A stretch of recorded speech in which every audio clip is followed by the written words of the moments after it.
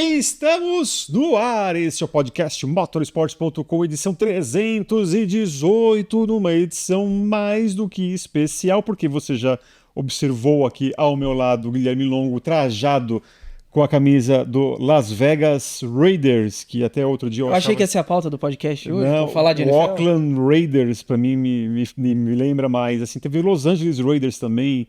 Mas Las Vegas 5 anos já. Já 5? Sim. Poxa vida, realmente tô atrasado. Eu estive em Las Vegas quando estavam construindo o estádio. O Allegiant. Mas, obviamente, para falar sobre esse assunto aqui de futebol americano, lembrando que dia 9 de fevereiro teremos a edição do Super Bowl de número 59, e isso você já sabe com quem eu estou falando. Nosso convidado, Anthony Curti, que é especialista, comentarista do futebol americano na ESPN, mas também tem uma paixão e também sabe tudo sobre Fórmula 1. Eu quero agradecer demais mesmo, Curti.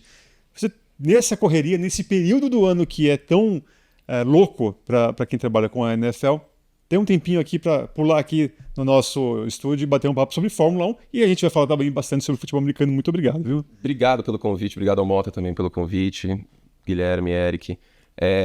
Eu até falei pro Mota, a Fórmula 1 é o esporte disparado que eu mais acompanho, tirando os que eu trabalho, né? Tem os que eu trabalho, óbvio que é uma questão profissional, mas acho que é meu hobby hoje em dia, né? E não só acompanhar as corridas, mas tenho meus equipamentozinhos de simulador, um Assetto Corsa e tal. É meu hobby total. Não tô conseguindo jogar ultimamente. tô fazendo a temporada completa da kart, enfim, da Fórmula Indy, da época que não era Indy, em 95. Sou companheiro do Emerson na Penske. O Alonso Jr. não existe mais, sou eu. Por favor, faça diferente, classifique-se para as quintas Não consegui, o carro tem muito sobresterço, não tá legal, e o motor Mercedes aquele ano não era bom, não consegui ir bem, mas eu classifiquei, peguei 10º. Olha, tá vendo? Olha só. Não foi tão vergonhoso que nem 95, mas enfim, eu amo automobilismo demais desde criança. A minha primeira paixão, na verdade, é a Fórmula 1 antes da NFL. Interessante. E eu acompanho ainda futebol, torço pro São Paulo, vou no estádio, tô até vendo de tentar ir nessa semana, mas disparado acho que é a minha maior paixão, assim, de acordar de madrugada, de ver corrida de Las Vegas de madrugada. E é engraçado porque eu sou a primeira geração pós-Senna, né? Você não se lembra do... Não, uma das minhas primeiras memórias é minha mãe chorando. Caramba. Infelizmente, o nosso saudoso Léo Batista aparecendo e passando a bola pro Cabrini para anunciar a morte do Senna. Isso é 94, né? Mais de 94. Uma das minhas primeiras memórias. Então, eu sou uma das primeiras gerações que pegou gosto pela Fórmula 1 sem necessariamente ter um piloto brasileiro campeão. Quer dizer, sinceramente, não teve. Batemos na porta, mas não tivemos um brasileiro campeão. Então... E quando essa mudança, né, acontece também? Ou quando você descobre os esportes americanos? Início dos anos 2000, eu não deixo de acompanhar a Fórmula 1, mas queira ou não, naquela época com o domínio da Ferrari, acho que dá uma esfriada, domínio da Ferrari com Schumacher, obviamente, né? Sim. Dá uma esfriada, são 5 títulos seguidos, então eu acho que acabou expandindo um pouco mais os meus horizontes para a NFL também. Mas eu lembro que 2005, por exemplo, o primeiro título do Alonso, eu acompanho a Fórmula 1 tanto quanto eu acompanho a NFL. Né? Obviamente eu não trabalhava com a NFL na época, né? Era um hobby. Mas a NFL, o primeiro jogo que eu assisto é 2001. Janeiro de 2002, um jogo dos Raiders, aliás, Jets e Raiders nos playoffs.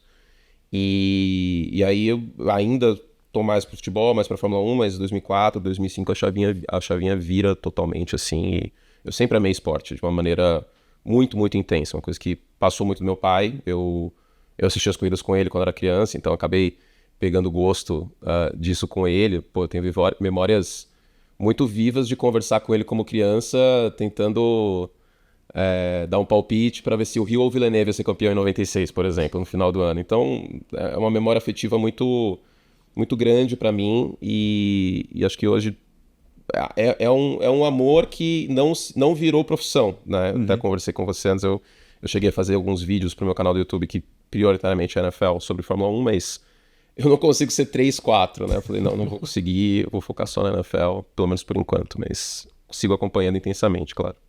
É isso aí. Senhores, tivemos nesta segunda-feira, né, a apresentação oficial de Lewis Hamilton lá em Maranello, né? Ironicamente, ainda sem usar vermelho. Sem usar vermelho, mas também estava um frio, chuva, desgranhento ali, obviamente muito bem trajado, né? Um sobretudo, que inclusive também recuperaram a foto da apresentação do Schumacher também com um sobretudo, né? Época do ano fria ali em Maranello, mas muito elegante numa Ferrari F40 que a gente estava discutindo ontem aqui, Curti. Quanto poderia começar, né, a discussão aqui do valor daquela Ferrari, o pessoal falou, ó, se você for entrar no leilão, se você tiver pelo menos uns 20 milhões de reais, mas você não está garantido que você vai levar. Depende do tipo de Ferrari, de qual F40 a gente está falando. Mas... Pra piorar, né? O Norris ainda conseguiu fazer com que batessem a dele no fim de semana. Meu Deus, assim... Cara, a imagem me dá uma... Eu não consegui ver o vídeo. A hora que derrapa, eu paro. Não, eu não vou ver isso acontecer. Tem que ter um alerta, né? Falar assim, pessoas sensíveis, por favor, não... Totalmente. Não consegui ver, cara. O cara consegue... E ainda me impressiona que, assim, ele deixou alguém guiar a Ferrari dele, né? Tá Eu não doido. empresto nem livro pras pessoas. Imagina uma Ferrari F40. Nossa. Eu tinha uma chefe que trabalhou comigo antes de eu virar jornalista, que ela falava, livro e DVD, tudo bem que DVD hoje ninguém mais utiliza, são dois bobos, né? O que empresta e o que devolve. Sim. Né? Então, mas voltando ao que nos interessa, Guilherme Longo, vou começar contigo essa, né? Muita festa, muito oba-oba, uma atenção natural dos tifosi, hotéis lotados em Maranello, pedido de reforço policial, porque nesta quarta-feira, em tese, está prevista a estreia, né, de um carro antigo da Ferrari. Muito oba-oba, o que você vê? Né? É natural apenas ou você viu algum exagero nesse primeiro contato Hamilton-Ferrari? Eu acho que é uma mistura de muitas coisas, né? A gente tem que dar a grandeza do que é o heptacampeão, o único outro heptacampeão da história da Fórmula 1, correndo pela equipe que fez, né, a lenda do primeiro heptacampeão. O Schumacher chega na Ferrari em 94, 95, 96, como o bicampeão reinante, como um cara muito bom, muito importante no grid, mas a lenda de Schumacher é construída na Ferrari. Sim. E agora, muitos anos depois, com a Ferrari vivendo uma seca, sem títulos de piloto desde Raikkonen em 2007, sem títulos de construtores desde 2008, chega o Hamilton num momento que a equipe está em alta, ela termina o ano muito bem, ela coloca Leclerc e Sainz em condições de vencerem corridas. Então acho que vai juntando tudo. Tem talvez alguma coisa a mais? Tem, mas é a pompa que um heptacampeão merece, o cara que detém praticamente todos os recordes da Fórmula 1 no momento, e uma torcida que está muito sedenta por voltar a vencer com regularidade e por conquistar título. A Ferrari vai bater 20 anos de seca. A última vez foi a que o Schumacher quebra, que a gente tá falando de uma seca que foi de 79 até 2000, quando o Schumacher é campeão pela primeira vez. 79, Jody Scheckter é o último campeão. 21, Ferrari tá quase batendo lá. Então acho que tem também esse desespero dos tifosi pra tipo, putz, será que agora vai? Mas ele não chega como um salvador da pátria, né, Curti? Eu acho que talvez se fosse um cenário pós o nosso glorioso o Harry Potter, o chefe de equipe... Mattia Binotto? Mattia Binotto, me fugiu agora. Harry Potter, todo mundo brinca com ele. Mas se fosse um cenário pós-Mattia Binotto, eu acho que seria uma coisa mais urgente. Eu acho que com a casa mais tranquila, dá para você aproveitar bem esse tipo de ocasião, né? Eu acho que não é uma situação... O Prost chegando em 90, que existe uma frustração muito grande com o Mansell antes, e ele até companheiro do Mansell no primeiro ano.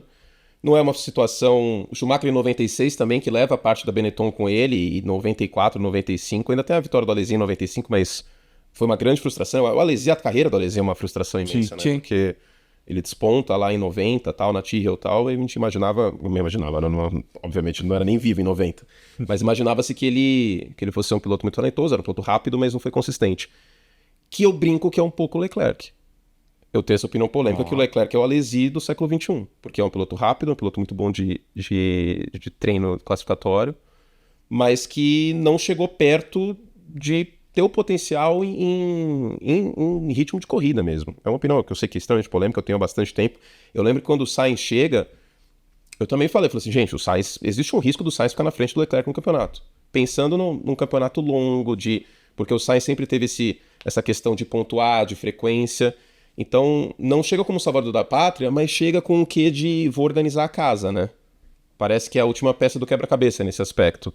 E também chega com um quê de, vamos falar a verdade, quem realmente competiu com o Verstappen nos últimos 5 anos? Só o Hamilton. Porque o Lando ainda conseguiu, com o melhor carro na segunda metade do campeonato, pontuar, ganhar a corrida. E o Leclerc na primeira metade também, mas quem conseguiu competir com o Verstappen nos últimos anos foi o Hamilton, e o carro da Ferrari, teoricamente, é o melhor carro da Mercedes. Então, a expectativa é grande, mas eu acho que o piloto a ser batido ainda é o Max. Mesmo com a saída do Adrian Newey da Red Bull, mesmo saídas como um todo, acho que o Max ainda continua sendo o piloto a ser batido. Eu não sei. Eu torço pro Hamilton, falo isso abertamente com compliance. Inclusive, mudou a capinha, inclusive tem a capinha vermelha. Até 31 de dezembro a capinha era meio verde ali. Mas agora mudou. Agora, o Curti, você não acha que há uma diferença cultural gritante, né? Diante de toda, se você pegar toda a carreira do Hamilton, sempre como motor Mercedes na Fórmula 1, tudo bem, teve ali o Frederico Vasseur antes de chegar à Fórmula 1, que é o chefe dele agora na Ferrari, mas a Ferrari tem a sua própria cultura, é aquilo que a gente mais imagina como uma seleção de futebol, que é uma equipe de Fórmula 1 com um piloto que é muito, talvez, tenha a metodologia mais fria, menos latina. Você acha que isso pode ser um obstáculo a ele? Eu acho que é uma solução, na verdade. Porque acho que muitas vezes é um oba-oba na Ferrari que são muitas decisões passionais, isso no meio da corrida, inclusive. E o Hamilton costuma ter decisões extremamente frias durante a corrida, seja uma troca de pneu, seja escolher um pneu duro em vez de um pneu médio, por exemplo. Eu acho que falta isso na Ferrari, na verdade. E ao mesmo tempo, talvez, para esse momento da carreira dele, talvez falte esse calor humano, né? Depois de Toto Wolff, todo germânico nesse aspecto, uma questão um pouco mais fria, vamos dizer assim. O próprio público inglês, nesse aspecto, às vezes, acaba sendo um pouco assim também. Então, eu acho que é um casamento que se você olhar pela ótica do melhor dos dois lados, tende a dar certo. A gente não sabe o ritmo do Hamilton como tá. Eu acho que deu uma última demonstração da ultrapassagem no Russell para ficar na frente dele no campeonato, de tipo, tava de aviso prévio, mas não vou ficar atrás dele não. E aí esse último Hamilton, dessa última corrida, deu um gás pra gente ver um mesmo Hamilton na Ferrari. Agora, a idade no automobilismo é um fator. Claro, depende da categoria, talvez na Stock Car menos, na NASCAR menos, mas na Fórmula 1 costuma ser um fator. O Alonso é um ET nesse aspecto, mas a gente costuma ver um declínio depois dos 38, 39 em pilotos em relação a reflexo, de largada, enfim, e os carros hoje são muito sensíveis, né? Eles requerem... Sim. E o Hamilton, acho que nesse caso, é um dos pilotos mais adaptados a essa sensibilidade do carro moderno de Fórmula 1. E aí essa é a minha dúvida. Se com a idade que ele tem, nos 40 anos, ele está apto a ter a mesma sensibilidade do carro que ele tinha 5, 6 anos na época da dominância que teve na Mercedes. Você vê a idade sendo mais obstáculo do que a mudança cultural, então? Eu acho uma questão talvez física. Hoje muito menos, né, vídeo o Alonso, até mesmo o Raikkonen, queira ou não, mas eu acho que pode ser um ponto. A verdade também é que o Hamilton sempre se cuidou muito bem, né? Também. Eu tinha visto uma notícia hoje cedo que a Angela ia com ele, inclusive. Né? Os dois vão voltar a trabalhar juntos. Ela está sendo contratada por ele, no caso, naquele projeto... O 44. 44, né? Então... a expectativa é uma realidade completamente diferente de 30 anos. O Mansell não entrando no carro da McLaren, por exemplo, literalmente. Mas o esporte mudou muito. O esporte mudou muito, mas é só essas questões dos reflexos que eu me pego pra sentir. Mas eu senti ele muito desmotivado nesse último ano. Assim, não me pareceu que ele estava no limite do carro. E é só pegar os treinos classificatórios, eu acho, né? Sim, isso mostra muito a diferença de ritmo do Russell e do Hamilton nos Q3. Você vê ele saindo menos, você vê ele saindo menos, que eu falo, exagerando os limites de pista, vamos dizer assim. Eu senti um Hamilton um pouco mais... de aviso prévio mesmo. A galera fez muito essa brincadeira, mas talvez seja verdade. Assim, mesmo se resguardando e quando precisou na última corrida ele apareceu. Espero que seja essa versão na Ferrari, né? Eu acho que talvez o Hamilton possa ter sentido um pouco, até traído, eu acho que pode ser a palavra ideal aqui nessa situação, dele perceber que assim, tem um menino aqui atrás, que é o André Kimi Antonelli. E eles vão demitir quem? Eu, o cara que trouxe 6 títulos, e não o Russell, o cara que até agora não ganhou nada com a Mercedes. Eu acho que ele também sentiu um pouco desse impacto de uma equipe em que ele ajudou a construir e que ele ajudou a levantar do nível que ele levantou, e pensa assim, do nada eles vão me demitir pra colocar um moleque de 18 anos. E até eu acho que por isso que o anúncio da Ferrari vem muito cedo. Foi feito em 1º de fevereiro do ano passado. A temporada não tinha começado. Então, eu acho que tudo isso pesou pra a mentalidade que o Hamilton tinha. E quanto à questão cultural, eu acho que o que dá uma amortecida no impacto se chama Frederic Vasseur. É um francês que já está promovendo mudanças na Ferrari. E não só ele como francês, mas ele tendo introduzido um subchefe de equipe, que é o Jérôme D'Ambrosio, que é um belga, que vem da Mercedes também. Então já tem uma mudança de cultura. Seria diferente na parte do Binotto, na era do Arrivabene. Se a gente for olhar, pós-Jean Todt, se eu não me engano, a gente não teve nenhum outro não italiano chefe da Ferrari, porque Stefano Domenicali, Arrivabene, o Binotto. O nosso ex-colega, que também trabalhou durante muito tempo na ESPN, o Gustavo Faldon, ele sempre criticava, assim, a Ferrari está sendo muito italiana. Né? E ele tem razão, né? E obviamente a era Schumacher tem muito disso. Você tinha ali um francês, dois britânicos, né? Você não tem ali, e mais um alemão. Quando a Ferrari ela realmente fica na mão dos não italianos é que quando ela costuma decolar. Talvez essa seja a primícia aí para uma era de sucesso novamente. Agora, o papel do Frederic Vasseur nessa vai ser bem interessante, que vai ser talvez a âncora em que o Hamilton pode se agarrar, né? Ou uma âncora não, ou uma boia ali, para justamente caso ele perceba que esteja de alguma maneira afundando ali. É o cara que dá confiança, é o cara que vai é onde ele vai se apoiar, né? Talvez seja o cara referência, ali. Né? A principal, a palavra perfeita. A principal referência que ele vai ter nesse período aí de pelo menos 3 anos na Ferrari, né? E é difícil, eu acho que qualquer mudança de trabalho, os primeiros meses vão ser muito difíceis, né? Então, eu acho que os testes antes da temporada, claro que a gente não pode levar ferro e fogo, né? Porque às vezes a equipe tá rodando com mais combustível ou não tá querendo mostrar o jogo, vamos dizer assim. Mas os testes antes da temporada, acho que é uma questão de adaptação do carro, porque por mais que o regulamento ele restrinja muitas coisas, os carros têm características diferentes, né? Uma coisa que eu falo bastante, que na época do Schumacher, o segundo piloto sofria muito porque o carro era construído pro Schumacher. Assim que eu acho a mesma coisa para Red Bull. O segundo assento da Red Bull é uma maldição, porque o carro é pro Verstappen. Então é um carro diferente e aí resta saber o tempo de adaptação dele e a motivação também, que é uma coisa que eu acredito que deve estar muito em alta. E eu acho que essa apresentação ontem demonstrou isso com muita clareza, né? E o pessoal, é engraçado que o pessoal começa a achar mensagens subliminares. Tipo, as 7 janelas abertas. 7 janelas, aí tem uma porta, e tipo, essa porta pode ser o 8º teaser, uma coisa muito louca. Mas o que eu gostei, eu até conversei com o Mota ontem no camarim da ESPN. Sim. Ele estava entrando no Sport Center, eu estava saindo do League. Essa apresentação já demonstra como o Hamilton está no controle da situação. Porque se fosse a Ferrari antigamente, era a cara da Ferrari fazer um bolo, assim, uma coisa bem cafona, assim, sabe? Bem doida. Um bolo italiano, Curti. Poxa, não é um bolo nosso aqui. É minha ascendência, eu tenho lugar de fala, eu posso falar, porque eu gosto dessas doideiras também. Mas um bolo, assim, uma coisa assim, completamente estardalhaço. E não, era uma F40 com ele de sobretudo, uma coisa, sabe, sóbria nesse aspecto. Então já me deu uma expectativa boa ver isso. O tempo colaborou, porque ainda trouxe da Inglaterra aquele tempo chuvoso, já tá um frio dos diabos. E eu vi uma questão do volante também, que parece que o volante do carro está sendo adaptado para lembrar mais o volante da Mercedes. Eu vi hoje de manhã. Sim. Então já dá indícios que a casa vai ser finalmente 100% arrumada. Agora, a minha curiosidade é, como que fica o Leclerc no meio disso tudo? Eu tô com isso desde ontem na cabeça, porque a Ferrari divulga no fim do dia um vídeo com os bastidores, né? E aí você vê o negócio por completo. O Hamilton é recebido não só pelo Vasseur, mas pelo CEO da Ferrari, o Benedetto Venia, o presidente executivo, que é o John Elkann, o Piero Ferrari, que é o herdeiro do Enzo. E aí você fica pensando nisso. Como que o Leclerc tá nesse momento? Porque assim, querendo ou não, o referencial do Leclerc, a boia de salvação do Leclerc, quem que era na Ferrari até agora? O mesmo Frederic Vasseur. É o cara que foi o primeiro chefe dele na Fórmula 1.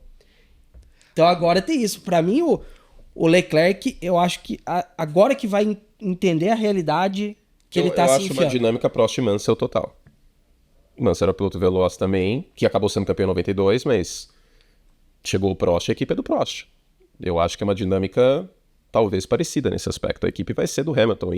E a Ferrari, quando tem um primeiro piloto, ela tem um primeiro piloto. Sim. Historicamente. Claro que é uma outra gestão agora com o Vasseur, mas eu acho que a tendência deva ser de alocar recursos e capital humano no Hamilton. Eu estou muito curioso para ver como o Leclerc vai lidar com isso, porque é um piloto que extinguiu o karma de Mônaco no ano passado, que foi competitivo, mas que não mostrou consistência muitas vezes e tomada de boas decisões, que é uma coisa que o Hamilton sempre teve. E o que o Sainz tinha também mais que ele, né? Isso que o falou agora me jogou uma pulga atrás da orelha, eu quero jogar aqui na mesa. Vocês veem relação entre as condições Hamilton-Leclerc com Felipe Massa e Fernando Alonso. Alonso chega em 2010 e também Tomando já conta. pega as rédeas da equipe para ele. Eu acho que talvez seja a dinâmica um pouco diferente pelo temperamento do Alonso e o temperamento do Hamilton, porque o Alonso é um predador. Talvez ele seja um pouco menos agora, porque literalmente o companheiro de equipe é o filho do dono. Mas o Alonso sempre espancou o companheiro de equipe em treino. Acho que isso é uma coisa que o Leclerc precisa ficar muito esperto, porque se a diferença for muito grande, aí vai começar a ficar um negócio escancarado e, mais ainda, não vai ter nenhum tipo de pudor de inverter posição se o Hamilton estiver na briga do campeonato. Porque o que a McLaren não fez, a Ferrari faz sem nenhum tipo de pudor. A McLaren fez isso muito porcamente ano passado. Uma das grandes críticas que eu tinha, que essa coisa das regras papai eram patéticas. Não tem nenhum sentido, não tinha nenhum sentido. Não tinha nenhum sentido. O campeonato era longo demais pra eles falarem, não, deixa o Piastri aí, segue a vida. Se ele estiver lutando pela vitória, não precisa entregar a posição. E tem uma outra questão. Eu acho assim, pela sua primeira parte desse assunto, se na apresentação o Leclerc não entender que tem que realmente ter a maturidade de entender que realmente tem que ter uma festa realmente, que é um fator gigante que está acontecendo, uma coisa nova dentro da Ferrari, ele tem que ter essa percepção de que é a festa de apresentação do heptacampeão chegando à Ferrari. Eu acho que ele tem que se concentrar, se ele ficar bravo, eu acho que tem que ficar bravo durante o ano, se ele se perceber ali não favorecido ou que estão favorecendo muito ao Hamilton, mas eu acho que também vai ter um quê ali de quem tiver melhor. Por isso que eu acho que o papel do Vasseur vai ser bem difícil, né? Porque ele tem a confiança dos dois pilotos talvez da mesma forma. Os dois pilotos vão olhar para ele da mesma forma. Você é o cara que me ajudou. Os dois falando isso ao mesmo Em jeito. momentos diferentes da carreira, né? Sim, porque o Leclerc é no exatamente. início da carreira e o Hamilton, teoricamente, no crepúsculo. Eu acredito em você. Né? E aí eu acho que, assim, é um fio na navalha tremendo ali. Qualquer coisinha que o Vasseur talvez não puder deixar as claras, ele corre o risco de perder a confiança desses pilotos. E aí a gente não sabe como isso vai se refletir na pista, né? Então eu acho que o papel do Vasseur esse ano aqui, especialmente esse ano, é muitíssimo importante, né, Gui? E aí a gente tem que ficar de olho em dois momentos chaves das próximas semanas, né? Porque o Hamilton deve fazer o teste essa semana em Fiorano, mas possivelmente um teste solo. Não sabemos ainda se o Leclerc vai estar ou não. Só que semana que vem a Ferrari vai para Barcelona e aí é os dois juntos usando carros antigos. E o segundo grande momento, que vai ser a primeira real aparição pública dos dois, a Fórmula 1 vai fazer aquele lançamento coletivo no dia 18 de fevereiro, mas a Ferrari vai lançar o carro dia 19. Ela vai fazer um evento próprio. E até puxando, né, o podcast, o nosso podcast de moto, a gente comentou na edição dessa semana sobre isso, né? Pecco Bagnaia e Marc Marques. Como que foi olhar a dinâmica dos dois no evento de lançamento? Você percebia que já tinha algumas faíscas soltando ali. Hamilton e Leclerc, vai ser isso? O Leclerc vai ficar mais quieto, mais no canto dele? Vai ser uma dinâmica interessante de acompanhar dentro e fora da pista nas próximas semanas. Agora, Curti, você não acha que o Leclerc pode evoluir até pela presença do Hamilton? Ele não pode crescer? Né? A gente fala muito dessa questão do próprio Leclerc ser um cara muito de quali, mas chega na corrida, acontece sempre alguma coisa, tanto que a conversão dele de poles vitórias é muito ruim. Né? Ao contrário até do próprio o Hamilton, que também tem um número absurdo de poles, e essas poles ajudaram ele muito durante a carreira. Mas você não acha que ele pode ali, de alguma maneira, né, o sarrafo vai estar mais alto, né, e ele também conseguir se elevar? Eu acho que, em primeiro lugar, agora, acho que a disputa do Leclerc é com ele mesmo. É com ele mesmo, porque o status dele mudou totalmente. É uma coisa que a gente não viu na Ferrari, num ambiente como esse, porque de 95 para 96, Eles mandam o Alesi embora, mandam o Berger embora e traz o Irvine, que era claramente um piloto 2. Sim. Tinha velocidade, mostrou um trabalho legal na Jordan, mas era um piloto 2. E aí em 2000 trazem o Rubinho, trazem o Barrichello, que também, obviamente, era um piloto 2. Então, na era Schumacher, a gente só teve pilotos número 2. E o Massa também num momento diferente, né? Sim. No início da carreira. Então, é diferente, porque o Leclerc já foi considerado antes de temporada um candidato a título. Exatamente. Você tem um heptacampeão chegando para ocupar um espaço, e o Sainz nunca chegou com essa percepção de ser uma ameaça ao Leclerc. Ele tornou-se uma ameaça e ficou, entre aspas, feio pro Leclerc, porque ele era um menino de ouro, ele era, tipo, criado na Ferrari, contrato longo, e aí, de repente, o Sainz tem o mesmo ritmo dele de corrida, o Sainz entrega resultados melhores até que o Leclerc em corrida. Então, para mim, é inegável a velocidade do Leclerc, mas também é inegável a falta de maturidade em corrida. E aí que vem o clique. Eu acho que a gente pode seguir 2 caminhos aqui. Ou o Leclerc vai virar o Jean Alesi do século XXI de vez, ou ele vai crescer. Assim, uma coisa ou outra. Não vejo um meio termo nessa situação. Eu não vejo um meio termo dele, sei lá, o Hamilton ganhar a corrida e ele ficar em terceiro. Ou eu acho que a gente vai ver muita atrapalhada, ou ele vai ter uma maturidade diferente, primeiro por conta disso, porque eu acho que a briga dele agora, nesse início, é com ele mesmo. E eu acho também que se, por alguma razão, o Hamilton perceber que o carro oferecido a ele vai poder proporcionar a ele esse 8º título, aí é que o bicho não vai querer largar, até para tirar o peso, tirar qualquer coisa que aconteceu e que esteja ainda morando na cabeça dele sobre 2021, né, Gui? Se o cenário for perfeito, uma casa nova voltada para ele, um carro bom, o Hamilton tende a fazer milagres, fazer horrores com essa Ferrari. Tanto que, assim, a gente discutiu na edição de semana passada sobre disputa de título, eu falei assim, sem ter conhecimento nenhum dos carros de 2025, da ordem de forças, é 5 candidatos ao título. É as 2 McLaren, as 2 Ferraris e o Verstappen. São, assim, sem ter conhecimento nenhum, no momento é isso. Mas aí a gente foi projetando a situação de cada uma dessas 2 duplas. E eu falei, eu defendi semana passada, eu acho que o Hamilton tem total condições de bater o Leclerc nessa temporada, sim. O Leclerc ele vai precisar de uma gordurinha inicial nesse período de adaptação do Hamilton à Ferrari. Eu acho que talvez ele vá conseguir alguma coisa, que me acho que vai depender muito do carro de 2025, ver se alguém vai trabalhar para esse carro de 2025, porque vai estar todo mundo olhando o regulamento 26. Né? Isso que eu estou intrigado, porque eu não senti um ritmo de Ferrari forte no final do ano passado. Será que eles estavam guardando recurso, focando em ajuste para o carro de 25? Será que é já para o carro de 26? Será que eles já viram o campeonato ia pro buraco? Porque a McLaren foi uma ascensão muito forte ao longo do ano, especialmente na segunda metade. E tem a Red Bull também, sem o Adrian Newey, que a gente não tem a menor ideia do que vai ser. Eu fiquei na cabeça, você acredita muito no Verstappen ainda em 2025? Você imagina que a Red Bull vai dar uma reagida em relação ao carro? O meu medo é a complacência também. Que é uma coisa que a gente está vendo, puxando um pouco para um outro esporte, para a NFL com o Kansas City Chiefs. Sim. Que eles estão buscando o primeiro tricampeonato da história do Super Bowl. Eu acho que mais difícil do que você ser campeão é você se manter no topo. Ainda mais com tantas mudanças na equipe, é um novo segundo piloto, o carro foi degringolando ao longo da temporada. Isso é uma coisa que eu falo muito. Eu gosto muito dessa comparação, eu fiz essa semana, inclusive, de Fórmula 1 e de futebol americano, porque um quarterback, que é o jogador principal do futebol americano, ele consegue elevar um time médio a um patamar de título. A gente tá vendo isso com o Buffalo esse ano, né? Os Bills não são um time ruim, mas o Josh Allen é fantástico, que foi o que a gente viu com a Red Bull ano passado. Claramente o carro da Red Bull não era o melhor, e o Max tirou leite de pedra em várias corridas. A corrida aqui no Brasil foi uma coisa espetacular. Sim. Então, a minha confiança é nisso. Para mim, independente de eu gostar do Hamilton, de eu torcer pro Hamilton, o melhor piloto da atualidade é o Max. Então ele é capaz de pegar um terceiro carro. O meu panorama acho que pode ser esse. A McLaren continuar com o mesmo carro, em potência não, né? Mas em poder de fogo, a Ferrari e a Red Bull. Mas a Red Bull tem o terceiro carro com o Max, pode ser um primeiro carro por conta do conjunto piloto-carro. Se a distância não for muito grande, vai ter briga. Se não for uma distância de tipo a Red Bull ser o segundo escalão, da Red Bull brigar para o carro da Red Bull teoricamente ser um carro que briga por pódio e não briga por vitória, aí eu acho que o talento do Max consegue tirar essa diferença.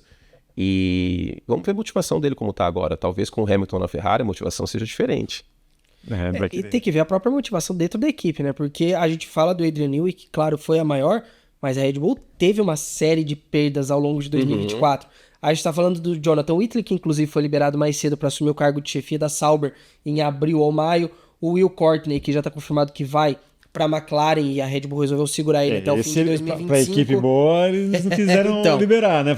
Não, você vai... Então, assim, são várias perdas que impactam ali dentro. E uma clara divisão política, né? Que o caso Horner, no ano passado, escancarou que existe o lado Horner e existe o lado Helmut Marko. Sim. E agora, você falou do Jonathan Whitley, o futuro chefe de Gabriel Bortoleto. Vai lembrar que nessa semana também Gabriel Bortoleto vai à pista com um carro antigo da Sauber em Imola, na pista preferida dele. Então, você que está ouvindo a gente ou assistindo a gente, dependendo do dia que você estiver assistindo ou ouvindo, pode ser que já tenha rolado esses testes, mas, mais uma vez, né, Guilherme, é importante para o Gabriel Bortoleto começar a pegar, mesmo com um carro antigo, mas é um carro de 2 anos, já com esse com esse regulamento de efeito solo, para ele ganhando cancha, que é mais do que necessário, né? Sim, é fundamental, ainda mais esse carro de efeito solo que tem sido um carro tão complicado para os pilotos. Tem muitos que ainda não conseguiram se adaptar 100% a esse novo modelo do efeito solo, um carro mais baixo e tudo. Então, para ele, é fundamental esse processo e ele tem que se aproveitar de uma brecha do regulamento, né? A gente comentou isso algumas edições já, que a FIA mudou o regulamento desse TPC, que é o Test of Previous Cars. Pilotos que são regulares do Mundial, eles estão limitados a uma duração de testes de 4 dias e 1.000 km. Só que o Bortoleto, como estreante, não entra nessa regra. Então ele tem que aproveitar para andar o máximo possível. Voltas e voltas. E o que você acha, o Curti? Gabriel Bortoleto, finalmente, né? Você que citou aqui a primeira imagem que você se lembra é justamente a sua menchura na morte de Ayrton Senna, que marca também um período ali importante dentro da nossa história na Fórmula 1. Agora, depois de tanto tempo, né? Depois das 2 investidas de Pietro Fittipaldi na Haas, temos um piloto brasileiro na Fórmula 1 e desde Massa a gente tem em tempo integral. O que você imagina que o Gabriel Bortoleto pode fazer esse ano? Se ele pontuar, vai ser lindo. Eu vou colocar dessa forma. Acho que com o carro que a Sauber tem, num primeiro momento em 25, acho que a gente tem que comemorar como os argentinos comemoraram a ultrapassagem do Colapinto no Hamilton. Acho que esse tem que ser o momento. E talvez esse hiato, esse mar vermelho aberto, fez bem para o Brasil na Fórmula 1. Porque agora você tem um distanciamento de Emerson, Piquet e Senna. Um distanciamento muito grande. Você tem anos, década de vitória brasileira na Fórmula 1.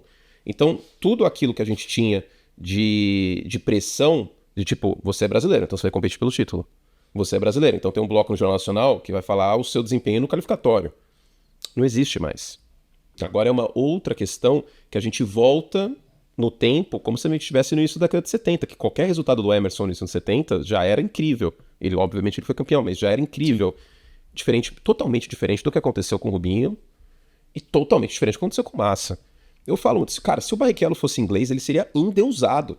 O Martin Brundle é endeusado na Inglaterra.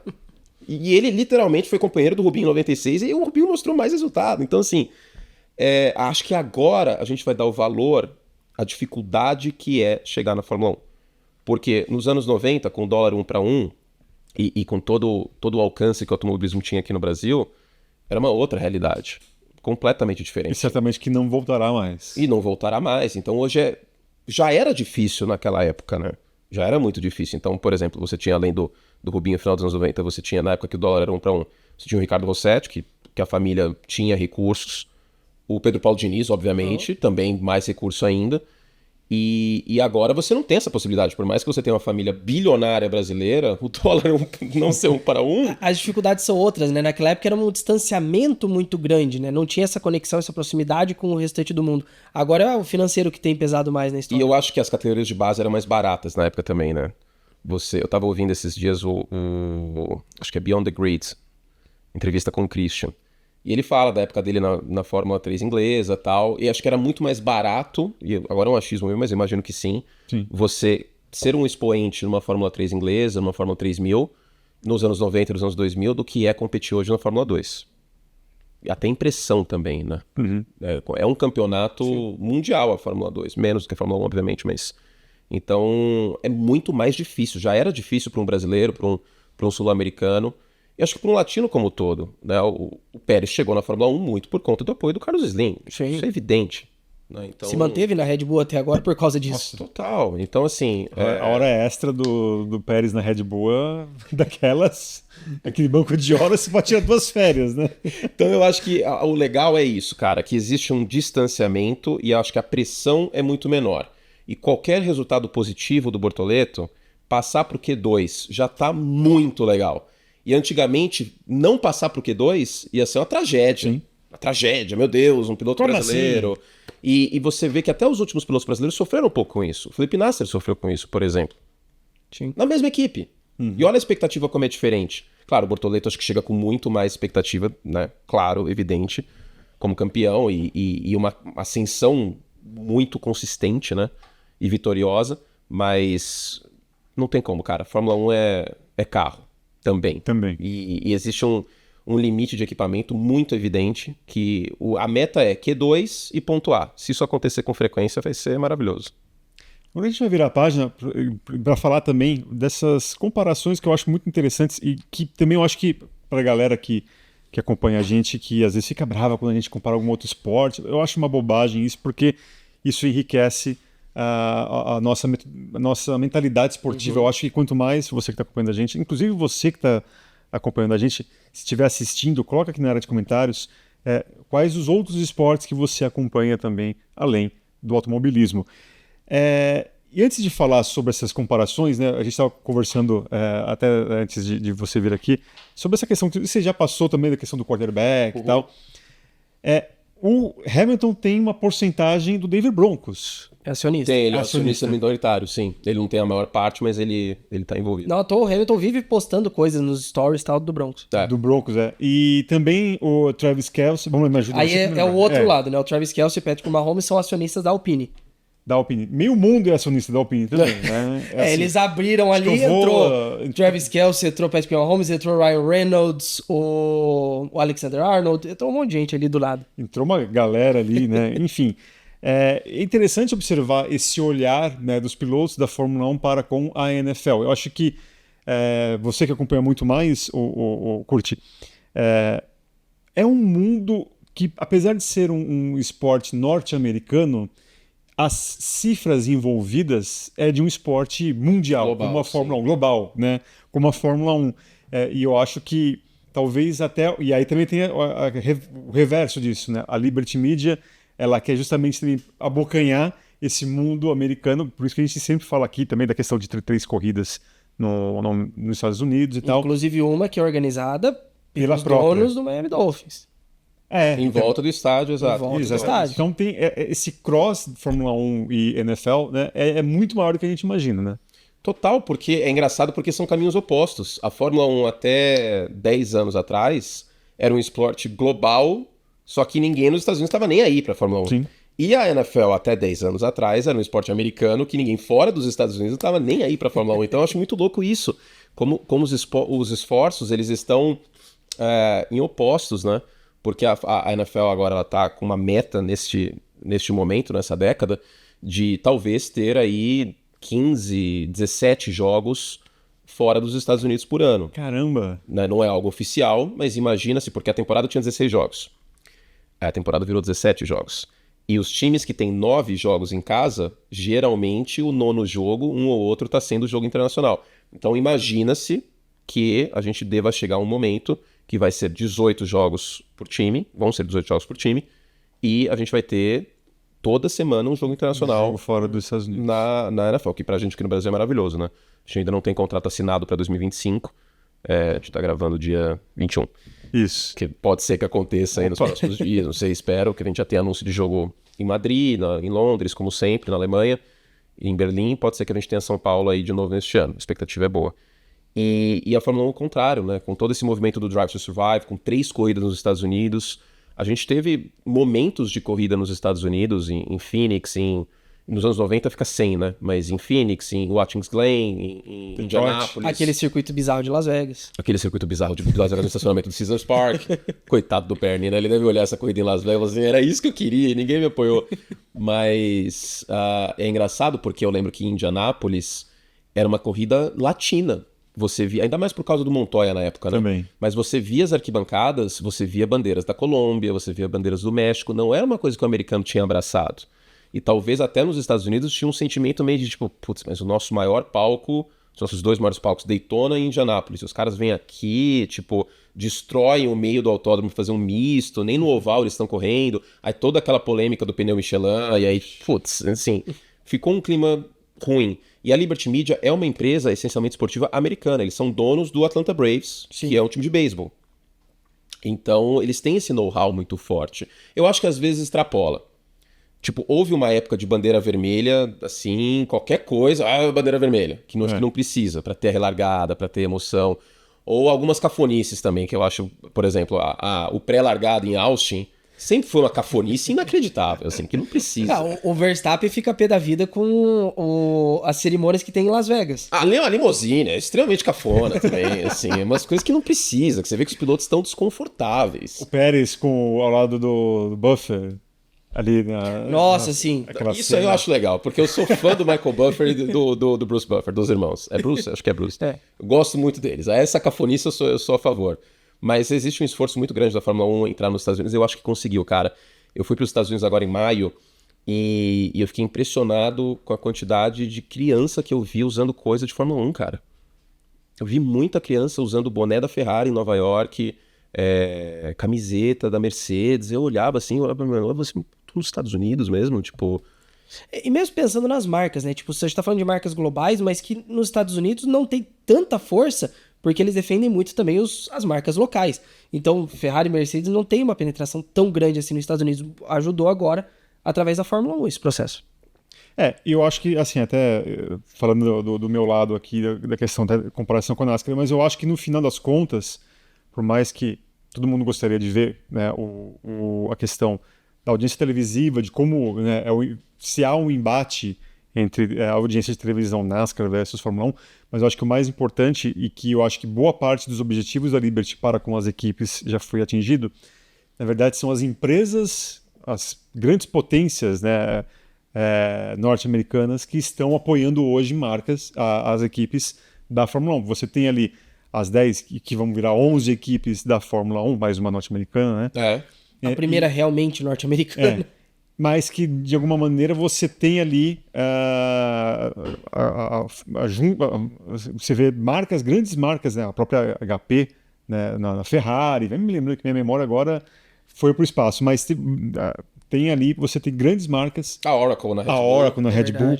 Né? Sempre ali apoiando, né? Gastando uma grana lascada com as equipes de Fórmula 1. Então, eu acho que... A DeVault também na McLaren, que é uma coisa muito NASCAR, né? Total.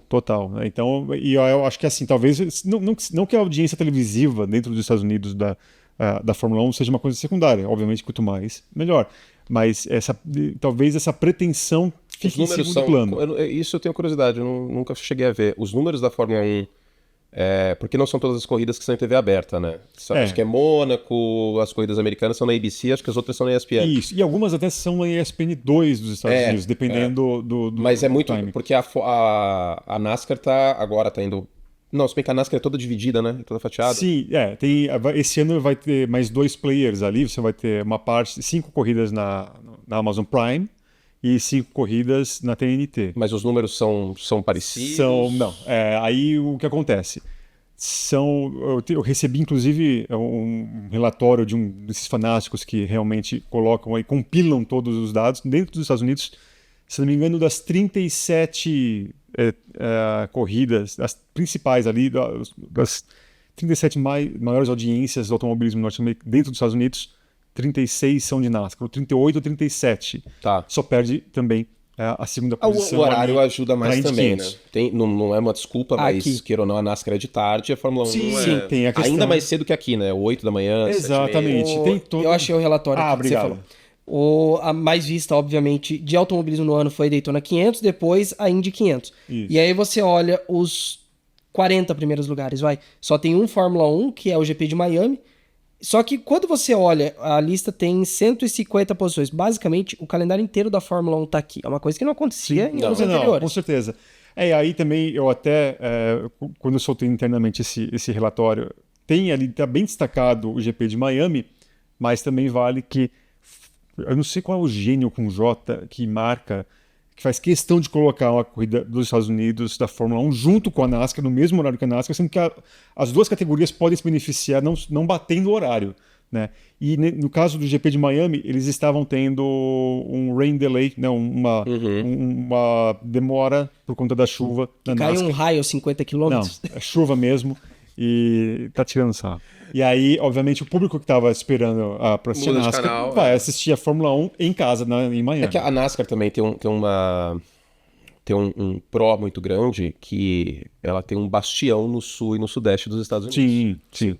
Acho que para muitos americanos do sul e do sudeste, então as Carolinas, Alabama, Georgia, Virgínia, a NASCAR é o primeiro esporte ou o segundo. E se for o segundo, o primeiro é a NFL e não bate. Né? Tanto que Daytona é sempre no domingo depois, a gente estava até conversando antes, né? Sim. Daytona é sempre no domingo depois do Super Bowl.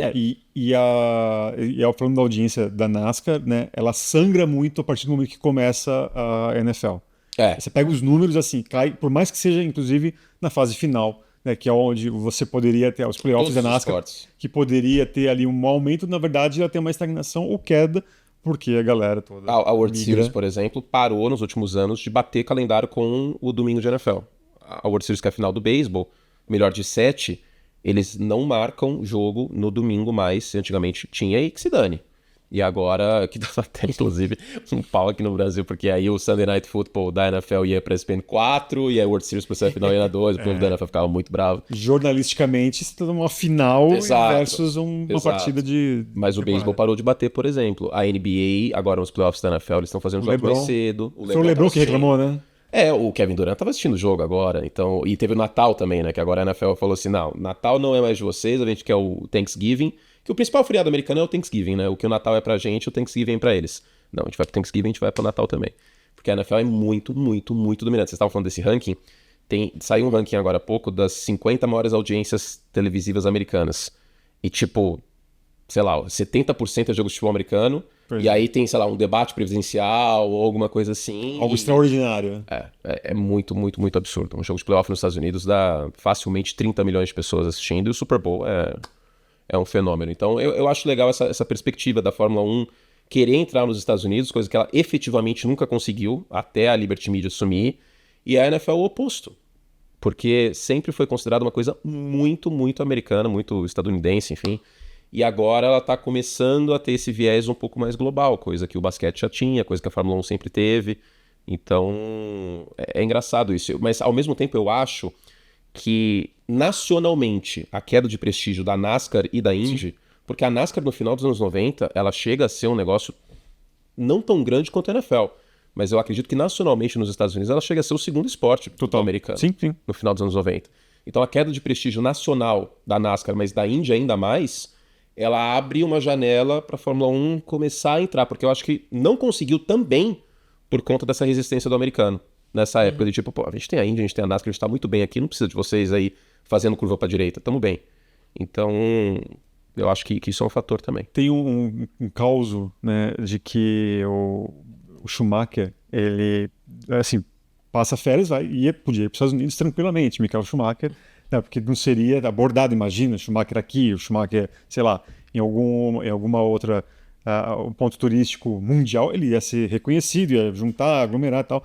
E aí diz que ele foi em Texas Motor Speedway, e tem ali um negócio que você paga para você dar umas voltas ali, para você conhecer o circuito, e ele na fila ali, ninguém reconheceu que tinha ali um campeão de Fórmula 1 na fila, junto com você, gente como a gente, pegando uma fila para poder dar uma volta ali no Texas Motor Speedway. Mas eu acho que foi o Ricardo que falou isso uns anos depois, aí já nesse período de penetração maior da Fórmula 1 nos Estados Unidos. Ele é entrevistado num desses late nights, né, os talk shows noturnos americanos, e ele fala que ele percebe essa mudança. Ele fala assim, cara, eu vim aqui uns anos atrás, eu passava minhas férias em Los Angeles, porque eu gostava de surfar e não sei o quê, ninguém me reconhecia. Hoje as pessoas já me reconhecem.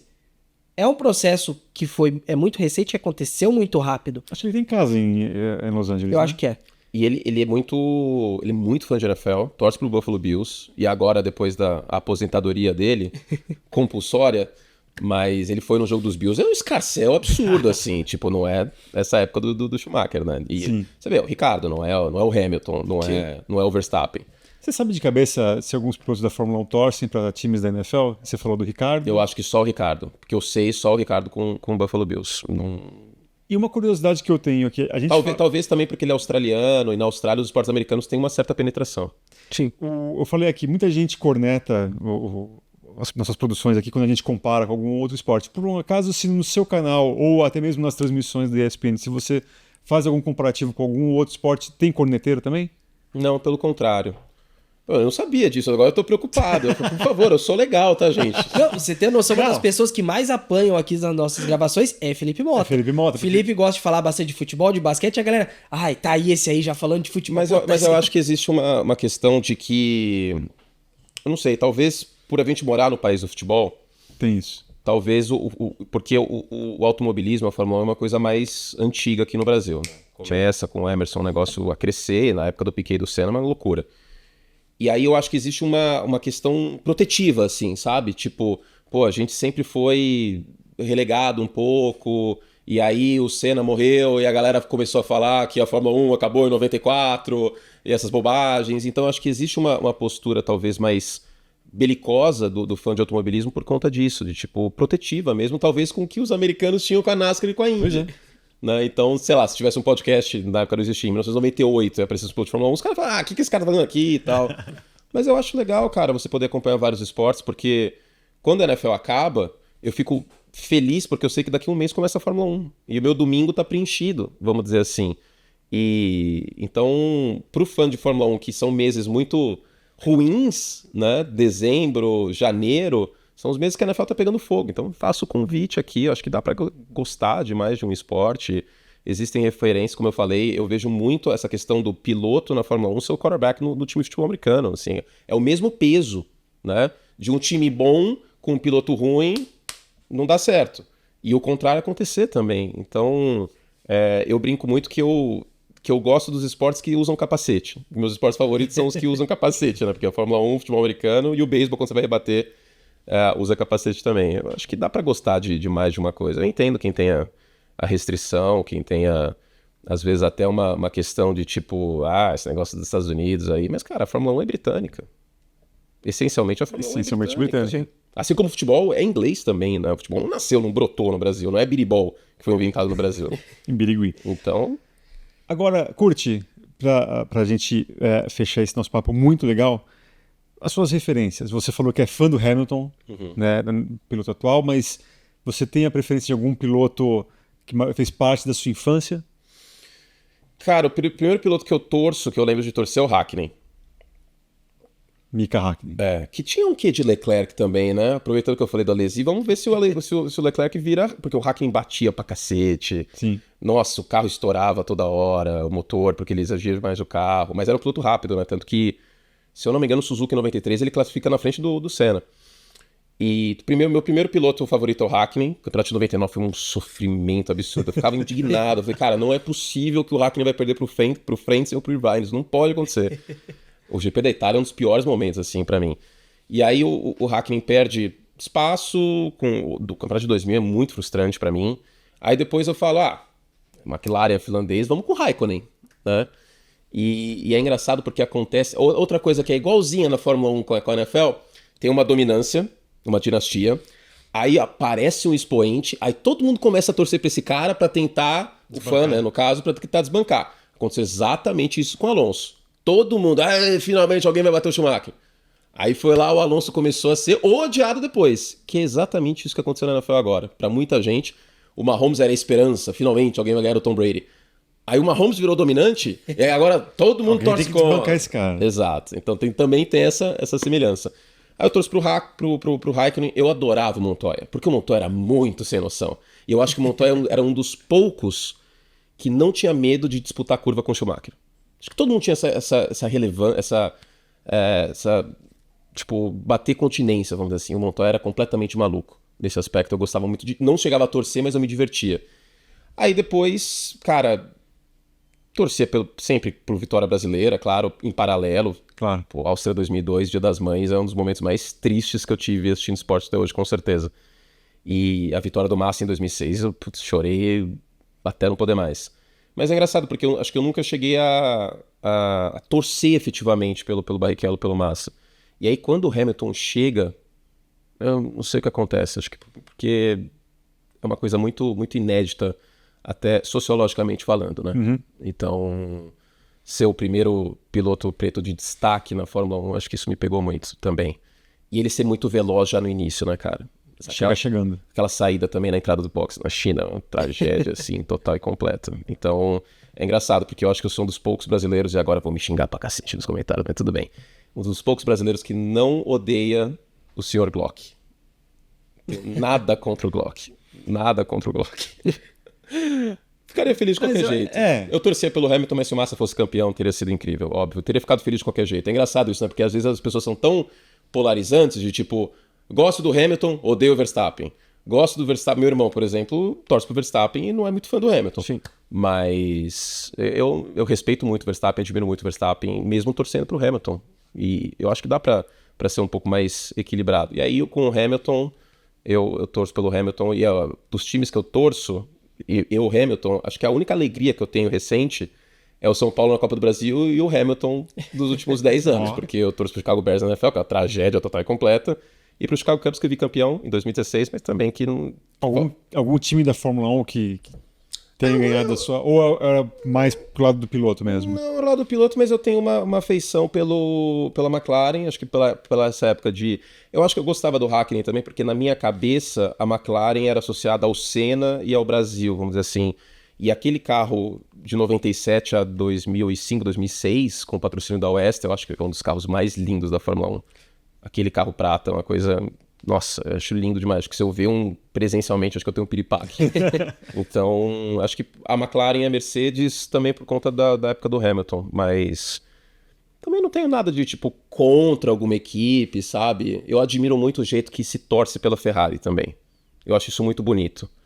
Que você torce pela Ferrari. Agora eu vou experimentar isso. Vamos ver. A capinha do celular já acusa. Já acusa. Quem sabe... Comprei já a camiseta da Ferrari, obviamente. Vamos ver, porque a Ferrari é uma coisa mais complicada de eu torcer nesses últimos anos, porque por todas as decisões que envolveram Schumacher e Barrichello, e não foi só uma, né? Tem os Estados Unidos também, que isso aconteceu. Todo mundo lembra da Áustria, mas isso aconteceu mais vezes. Eu acho que eu fiquei um pouco meio afastado, assim, e eu queria torcer pela Ferrari, porque eu tenho ascendência italiana, mas eu nunca consegui me conectar. Então, quem sabe agora isso mude nesse ano. Tô torcendo por isso. Você tem uma corrida da sua vida? Corrida da minha vida. Eu devia ter brifado ele antes. Nossa, cara. Não, mas é legal a surpresa, assim. Corrida da minha vida. Nossa, Eric, não sei, cara. Corrida da minha vida. Ou algumas, vai, não precisa. Cara, uma memória afetiva, acho que Spa 98, porque é uma coisa tão maluca, basicamente todos os carros baterem na largada. E eu acho que Spa 98. Eu era criança, mas acho que Jerez 97 é um negócio que. Eu não tava torcendo pra nenhum dos dois lados, mas o jeito que acaba, né, com o Schumacher batendo no Villeneuve... Todo mundo é um fã da NASCAR também, só que não sabe, né? Só por causa das batidas? Só por causa do caos. Mas você sabe que no simulador eu não consigo tanto acompanhar, não sei se eu não tenho paciência, não sei, eu queria, porque é engraçado, porque eu ainda tenho jogos de videogame dos anos 90 da NASCAR. Eu torcia pelo Jeff Gordon, Sim. Que eu achava um carro colorido, diferente e tal. E eu acho interessante esse aspecto, mas me pega a ausência de circuitos de rua não, de... Misto, né? Misto. Eu ia falar road, mas misto. Até tem, né? Tem mais agora. Tem mais agora, mas eu acho que virar pra direita o volante é legal. Tanto que no iRacing eu nem toco no oval. O meu nível de oval ainda tá igual ali, porque minha pegada acho que é mais o misto mesmo. Tanto que na época que eu acompanhava a Fórmula Indy /kart, eu gostava muito mais dos circuitos mistos. Eu achava que tinha uma coisa mais dinâmica, vamos dizer assim. E eram lendários, né? Sim. Na Laguna Seca é uma coisa inacreditável. Eu amo Laguna Seca no simulador. Um dos meus circuitos favoritos. Agora, palpite para quem vai fazer a final do Super Bowl esse ano? A final do Super Bowl não, quem vai fazer o Super Bowl esse ano? Eu vou manter meu palpite de antes da pós-temporada, que é Bills Eagles. Tô forte nesse palpite aí. Sem o Kansas City Chiefs. Eu acho que talvez a gente tenha na Fórmula 1, que seja criada, se o Hamilton não for campeão de novo, a maldição do heptacampeonato, que ninguém vai conseguir passar o Hamilton e o Schumacher. E na NFL existe a maldição do tricampeonato, desde que o Super Bowl foi criado em 66, não existe um tricampeão. Porque é muito difícil, até pela complacência, pela dificuldade de montagem de elenco, de se manter em alto nível, de você virar o alvo. Então, os Bills já venceram os Chiefs neste ano, só que o jogo foi em Buffalo. E são 3 jogos entre eles nos playoffs, são 3 derrotas dos Bills com o Josh Allen, mas acho que agora a moeda vai cair do outro lado. E os Eagles, pra mim, o matchup também é muito mais favorável. Mas vamos ver. Eu vou tentar acompanhar a NASCAR esse ano mais. Por favor. Vou tentar. E é bom que já começa com tudo, né? Já vamos. Coelhinho, Cássio Neves, com na Daytona. Tem isso também. Tem um fator brasileiro aí, quem sabe, já está garantido, inclusive, no grid, né? Ainda bem que mudaram a regra. Eu quero agradecer demais, Curti, foi muito legal mesmo esse cross aqui, e eu acho que o que fica, né, você que está assistindo a gente, aumente o seu coração, tenha espaço, tanto para mais pilotos, curta o momento, né, você que é Ferrari e que não gostava muito do Hamilton, pode ser Leclerc e Hamilton, você que acompanha só a Fórmula 1, pode ser também futebol americano, NASCAR, Indy, curta tudo mais, contemple mais a vida. Aqui fica a dica do Eric. Que filosofada. Não, mas é isso. Mas tirando essa filosofia, só tem a ganhar, cara, porque exatamente. Eu acho que, assim, eu não vou dizer que deve ser triste, mas menos movimentado você gostar só de uma coisa, cara, porque eu lembro quando eu era criança que eu acompanhava mais a Indy, pô, era corrida de manhã de Fórmula 1 e à tarde, quando o SBT resolvia passar, né? Porque tinha isso também, às vezes o Silvio metia de madrugada, outra corrida. Né? Então, é isso, sabe? Especialmente a NFL não bate o calendário, basicamente, nem com a NASCAR, e bate com a Fórmula 1, mas os horários só 3 corridas, né? Como eu falei, Austin, México e Brasil. Mas eu acho que é uma boa opção, cara. Pra quem gosta de NFL, a off-season da NFL é bem longa, né? Fevereiro até agosto, e aí o negócio tá comendo solto na Fórmula 1 e vice-versa. E tem NBA também, tem o beisebol que eu gosto muito, acho que não precisa também abandonar o futebol. Exatamente. São Paulo Futebol Clube, é isso aí. Eu acho que todo mundo... Eu acho que é legal, cara, de verdade. Eu gostaria de ser mais poliesportivo nesse aspecto, porque a Indy, por exemplo, basicamente só assisto as 500 milhas. E a NASCAR, eu acho que ao vivo eu peguei muitas poucas corridas. Muitas poucas, eu assistia só um pouquinho e mudava. Mas eu vou fazer esse voto aí, aproveitando. Eu tenho que fazer minha parte, claro. Né? Porque já que eu tô falando isso pras pessoas, eu vou acompanhar. Que piloto que eu posso acompanhar aí Olha, tem o Kyle Larson. Eu quero um piloto pique Dale Earnhardt, assim, que bate em todo mundo, intimidador. Ross Chastain, você pode, o futuro companheiro de equipe de Hélio Castro Neves, o Ross Chastain, é um cara que costumava, ano passado ele deu uma murchada, mas ele costuma colocar o dedo na cara aí da galera, no sentido de não literalmente, mas digo na pista mesmo, mas eu acho que o Kyle Larson talvez seja o cara tem que fazer essa diferenciação na NASCAR, porque a galera realmente faz o dedo na... eu acho fantástico isso. Isso é maravilhoso. Eu acho fantástico. Mas o Joey Logano, né, é o atual campeão, tricampeão inclusive, não seguidamente, mas é um cara que também não leva desaforo para casa. Gostei. Na pista. Então, número 22 é bom que Logano me lembra Lugano, me lembra São Paulo Futebol Clube. Então é isso. Então assim... Guilherme Longo, muito obrigado mais uma vez aqui. A você, né, que acompanhou esse bate-papo aqui, agradecendo mais uma vez ao Anthony Curti. Também acompanhe a NFL nos canais ESPN. Também você vai comentar o beisebol também esse ano ou não na ESPN? Você comenta beisebol também na ESPN? Isso. A temporada começa a partir de abril. Final de março. Aí tem meu canal do YouTube também, pra quem quiser assistir. Por favor, faça... De NFL aí, todo dia tem vídeo. Tô com algumas entrevistas agora também, além das linhas, né, que espero conseguir entrevistar aí pilotos, ex-pilotos, e assim, não só Massi Barrichello, mas sei lá, cara, o Tarso Marques. Pô, que legal. Que dá boas entrevistas, aliás, sempre. Né? Sempre boas entrevistas. O Reginaldo também, que lançou o livro agora. Eu tive teve um evento na PUC, ano retrasado, eu acho, que o Reginaldo estava comigo na mesa e foi muito legal estar do lado de um cara como ele. Então, também, quem sabe, a gente consegue uma entrevista com ele aí para ele poder divulgar o livro novo. E é isso. Então, estamos nessa. Obrigado demais pelo convite, Imagina. Porque... eu acho que pode, pra quem tá assistindo, gerar uma estranheza, tipo, o cara de NFL tal, e talvez na mídia do automobilismo aparecer um cara de NFL, tipo, o que esse cara tá fazendo? Mas é isso, eu sempre amei demais automobilismo, Fórmula 1 é a minha categoria favorita, mas sempre tentei assistir um pouquinho de cada e E é isso, obrigado de coração. Pra galera- Muito honrado pelo convite. Pra galera que não acompanha o seu trabalho também, né, nas redes sociais, qual que é as suas arrobas? No X é @CurtAnthony e no Instagram @TonyCurti. Tô no Threads também. Sim, enfim. curte CURTI CURTI. e Anthony com Y. CH. Isso, ANTONY.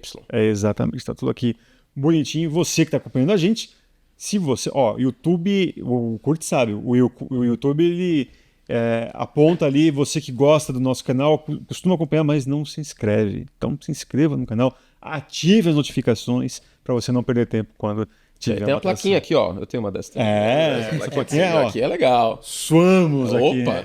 para conseguir. Mas, galera, muito obrigado. Até a próxima semana. Um grande abraço. Tchau, tchau.